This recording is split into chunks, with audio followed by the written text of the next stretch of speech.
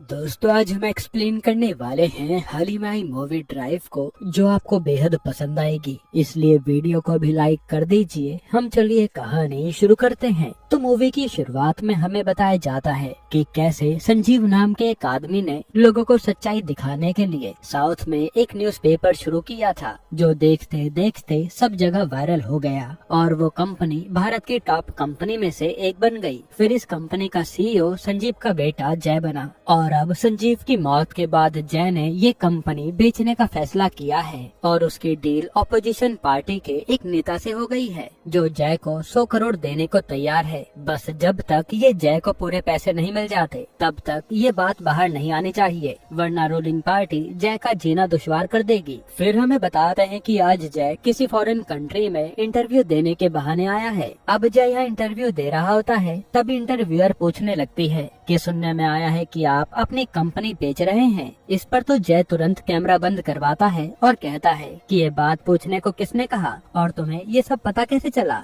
तो वो लड़की कहती है कि ये सच तो बाहर आएगा ही, आप सिद्दीकी सर से बात कर लीजिए। असल में सिद्दीकी जय के साथ काम करता है। फिर जय सिद्दीकी से बात करता है तो सिद्दीकी कहता है कि ये इंटरव्यू बाद में एयर होगा, इसलिए तुम इसमें अपना सच बता सकते हो। जिसके बाद डील होते ही तुम तो लंदन शिफ्ट हो जाओगे, इसलिए कोई प्रॉब्लम नहीं होगी। जिस पर जय मान जाता है और अपना इंटरव्यू दे देता है। फिर जय पर उसकी बीवी श्रेया का फोन आता है, जो बर्लिन में अपने बच्चे के साथ रहती है और जय यहाँ कहता है कि डील हो गई है, बस जल्द ही हम सब साथ में एंजॉय करेंगे, फिर हमें कोई काम नहीं करना पड़ेगा। जिस पर श्रेया भी खुश हो जाती है। साथ ही जय बताता है कि मैंने गिफ्ट भेजे हैं, शाम तक मैं आऊँगा तो साथ में उसे खोलेंगे। ये कहकर वो अपनी कार से निकल जाता है। इसके बाद जय पर उसके 2 जिगरी दोस्तों का कॉल आता है, जिसमें से एक एक्टर था अजय और एक सर्जन था ईशान। ये दोनों जय के बचपन के दोस्त हैं और जय इनसे 3 दिन बाद मिलने की प्लानिंग कर रहा था, ताकि ये दोस्त साथ में एंजॉय कर सकें। इसलिए ये सब लंदन आने वाले हैं। फिर अपने दोस्तों से बात करने के बाद जय बर्लिन जाने के लिए कार से निकल जाता है। तभी हम एक आदमी को देखते हैं जिसने मास्क लगाया था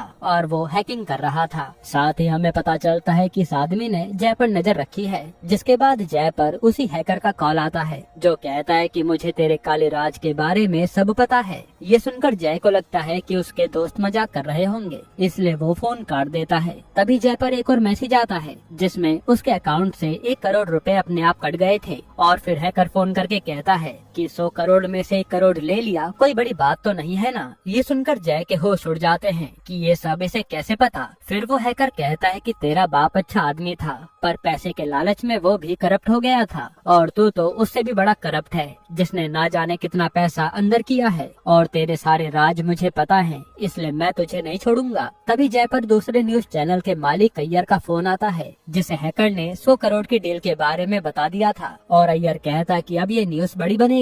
ये कहकर वो फोन काट देता है और जय कुछ कर नहीं पाता। इसके बाद हम न्यूज पर देखते हैं कि अय्यर ने अपने चैनल पर जय की डील के बारे में सब बता दिया है और यहाँ तक कि जिस मंत्री से जय की डील हुई है उसकी वीडियो हैकर ने अय्यर को भेजी थी, जिससे तो जय का दिमाग खराब हो जाता है कि अब वो मुसीबत में आ जाएगा। फिर जय पर सिद्दीकी का कॉल आता है, जो कहता है कि ये सब लीक कैसे हुआ, इसके बारे में तुम पता करो, वरना ये कंपनी बिकने से पहले ही बर्बाद हो जाएगी और तुम्हें कुछ भी नहीं मिलेगा। जिसके बाद हैकर जय पर दोबारा कॉल करता है तो जय कहता है कि तुझे जितना पैसा चाहिए बता, मैं दे दूंगा। लेकिन हैकर कहता है कि पैसों की मुझे दिक्कत नहीं है, मुझे तो बस तुझे सबक सिखाना है। तभी जय की कार एक लड़की की कार से ठुक जाती है। तब वो लड़की पुलिस बुलाने की धमकी दे रही थी। इससे हैकर को भी लगता है कि इसमें टाइम वेस्ट हो जाएगा, इसलिए वो उस एरिया के सिग्नल को हैक कर लेता है, जिसके कारण लड़की जैसे ही कार लेकर आगे बढ़ती है तो उसका एक्सीडेंट हो जाता है। ये देखकर तो जय के भी होश उड़ गए थे कि ये हैकर तो बहुत खतरनाक है। फिर हैकर कहता है कि तुझे तो मैं बर्बाद कर रहूंगा, तो बस देखता रहे, क्योंकि तूने अब तक न जाने कितने लोगों की लाश पर चढ़कर ये पैसा कमाया है और सरकार के सारे काले कांड तूने न्यूज में छुपाए हैं। इस पर जय कुछ बोल नहीं पाता। अब हैकर से बात करने के बाद जय सीधा अपनी साइबर टीम को कॉल करके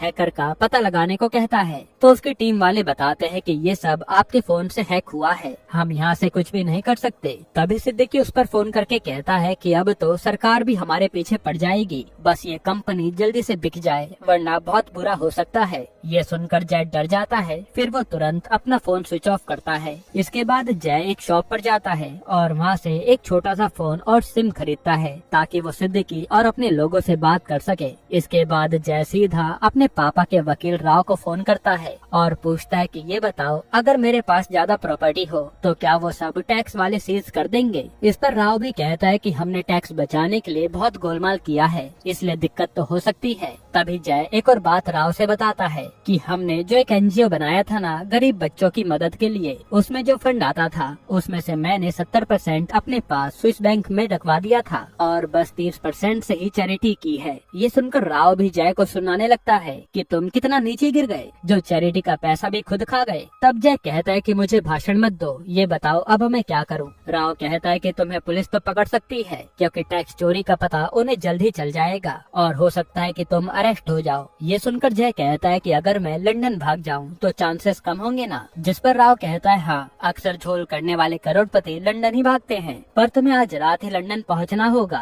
क्योंकि कल इंडियन एम्बेसी खुलेगी तो उन तक तुम्हारी खबर आ जाएगी और फिर तुम लंदन नहीं जा पाओगे। ये सुनते जय तुरंत अपने असिस्टेंट को कॉल करके चार्टर प्लेन बुक करवाता है और कहता है कि अगर वो ना मिले तो किसी भी फ्लाइट का टिकट बुक कर दो, मुझे लंदन जाना है। तभी जय की कार को जिसे हैकर ने हैक कर रखा था उस पर जय के किसी लड़की के साथ इंटीमेट होने वाली वीडियो आ जाती है। ये देखकर जय डर जाता है क्योंकि इससे उसकी शादी टूट जाएगी। साथ ही स्क्रीन पर मैसेज लिखा आता है कि अपना फोन चालू कर वरना ये वीडियो श्रेया को पहुंचा दूंगा। तब जय जल्दी से अपना फोन ऑन कर लेता है। तभी जय पर श्रेया का फोन आता है और यहाँ जय को लग रहा था कि कहीं से सच तो नहीं पता चल गया, पर श्रेया तो बस पूछ रही थी कि तुम कब तक आओगे। ये सुनकर जय को चैन की सांस आती है कि श्रेया को कुछ नहीं पता चला। इसके बाद हैकर दोबारा जय को फोन करता है तो जय कहता है कि तूने मेरा बिजनेस बर्बाद कर दिया, पर प्लीज मेरी फैमिली से दूर रहे। पर वो हैकर हंसने लगता है कि ये तो शुरुआत है। साथ ही वो कहता है कि अब तेरे दोस्तों की बारी है। तभी जय पर ईशान का फोन आता है जो बताता है कि अजय अपनी फिल्म की शूटिंग कर रहा था लेकिन एक ड्रोन उससे टकराया और उसका एक्सीडेंट हो गया। अजय की हालत काफी खराब है। ये सुनकर जय समझ जाता है कि जरूर उस ड्रोन को हैकर ने ही हैक किया होगा जिससे उसका एक्सीडेंट हो गया। ये सब जानकर जय परेशान था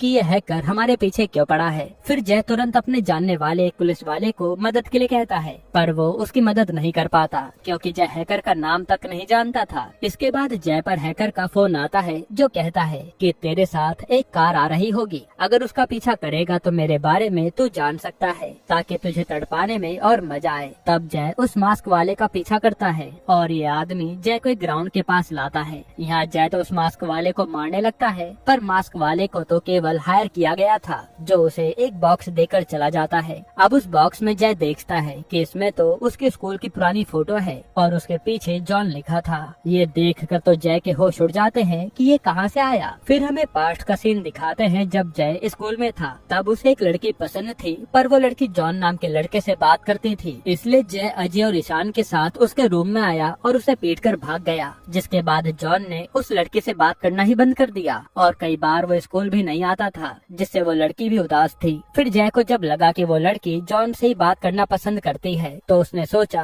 कि जॉन को मजा चखाया जाए। फिर एक दिन इन्हें पता चला कि जॉन को कोई बीमारी है, इसलिए जय और उसके दोस्तों ने पूरे स्कूल में फैला दिया कि उसे एड्स है, इसलिए कोई भी जॉन से बात नहीं करता था और जॉन भी अकेला पड़ गया था। फिर एक दिन इन सबसे परेशान होकर जॉन ने छत से कूदकर अपनी जान दे दी। अब सीन प्रेजेंट में आता है और जय ईशान को कॉल करके यही सब बता रहा था कि जॉन तो मर चुका है, तो मेरे पीछे कौन पड़ा है। जिस पर ईशान कहता है कि उसका एक छोटा भाई भी था। यहाँ से जय समझ जाता है कि जॉन की मौत का बदला उसका छोटा भाई ले रहा होगा। फिर जय तुरंत एक लड़की को फोन करता है जो कि जय के सर की बेटी थी और पता चलता है कि उसके सर तो कई साल पहले मर चुके हैं। असल में उसी सर को जय के पापा ने पैसे खिलाए थे ताकि वो जय और उसके दोस्तों पर कोई एक्शन ना ले, क्योंकि जॉन ने जय और उसके दोस्तों से तंग आकर ही अपनी जान दे दी थी। इसलिए जय को लगने लगता है कि ये सब काम जॉन का भाई ही कर रहा होगा जो अब सबको मार देगा। फिर जब जय ईशान को दोबारा कॉल करता है तो ईशान को सांस लेने में दिक्कत हो रही थी और वो बताता है कि मैंने बाहर से खाना मंगा कर खाया था, तभी से दिक्कत आई है। जय समझ जाता है कि इसमें भी उस हैकर ने कुछ मिलाया होगा।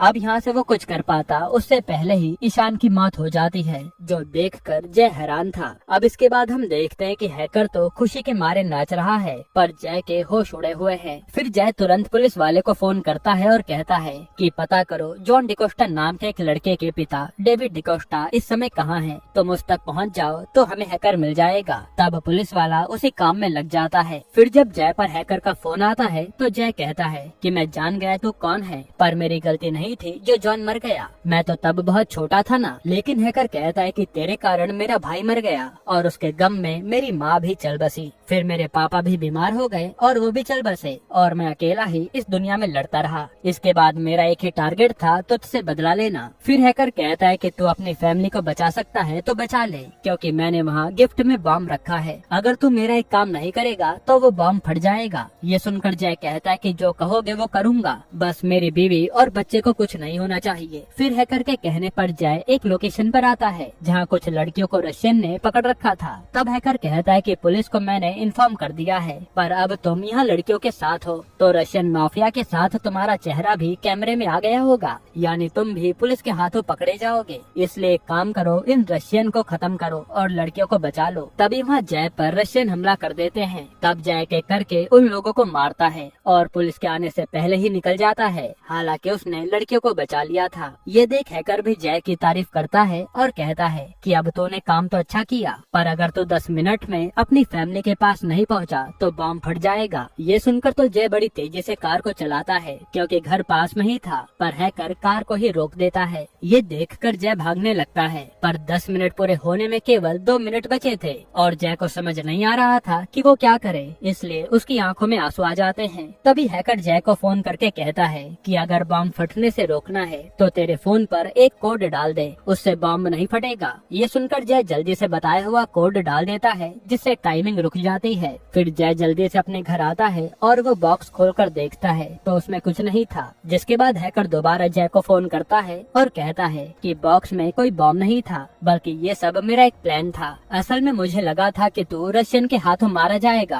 पर तू वहाँ से बच निकला, इसलिए मैंने CIA के सर्वर को तेरे मोबाइल के जरिए हैक करवाया, क्योंकि तूने अपने फोन से एक कोड डाला था। यानी अब तक CIA वालों को तेरी लोकेशन पता चल गई होगी और हैकिंग के जुर्म में तुझे कम से कम 20 साल की सजा होगी। तभी वहाँ पर पुलिस आ जाती है और जय को हैकिंग करने के जुर्म में अरेस्ट कर लेती है, यानी हैकर का प्लान काम कर गया। फिर हमें 20 साल बाद का सीन दिखाते हैं, जहाँ हमें हैकर का चेहरा देखने को मिलता है और अब हैकर के साथ उसकी फैमिली भी थी। तभी उस पर जय का फोन आता है, जो कहता है कि अब जेल में रहकर मैं भी गेम सीख गया हूँ और जिस तरह तूने मुझे बर्बाद किया मैं अपना बदला लेने जरूर आऊंगा। तब हैकर भी कहता है कि आजा, मैं डरता नहीं हूँ। यहीं पर ये मूवी खत्म होती है, जिसका पार्ट 2 भी अनाउंस कर दिया जाता है। दोस्तों, अब आपको इसके अलावा कौन सी मूवी का एक्सप्लेनेशन चाहिए हमें कमेंट में बताइएगा। बाकी अगर आपको हाल ही में I-45 मूवी देखनी है तो ये वीडियो देख लीजिए।